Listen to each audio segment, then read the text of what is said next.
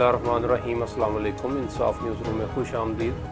मैं हूं डॉक्टर मोहम्मद फ़ारूक। खबर शामिल करते हैं मनी बहाउद्दीन से, जहां से हमें रिपोर्ट किया है अनायतुल्लाह अंजुम क्लेयर ने। डिप्टी डायरेक्टर ज़राअत स्पेशल मजिस्ट्रेट का छापा, जैली खाद बेचने वाले डीलर के खिलाफ मुकदमा दर्ज। अब खबर तफसील के साथ। डिप्टी डायरेक्टर ज़राअत तोसीओ स्पेशल मजिस्ट्रेट शेख मोहम्मद इकबाल ने कदरपुल में अपनी टीम एजाज़ुल्ला और एहतशाम असलम के हमरा छापा मारा, जहां सवात एग्रो केमिकल शावर की जैली खाद 25 किलो थैलियों में फरोख्त की जा रही थी।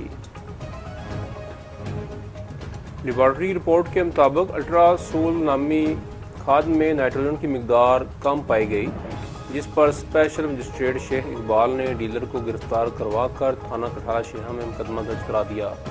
इस मौके पर डिप्टी डायरेक्टर ज़राअत तोसीओ स्पेशल मजिस्ट्रेट शेख मोहम्मद इकबाल ने कहा कि डिप्टी कमिश्नर तारक अली बसरा की सख्त हदायत हैं कि जैली और गैर मियारी खाद की ज़िला में फ़रोख्त किसी सूरत में बर्दाश्त नहीं की जाएगी।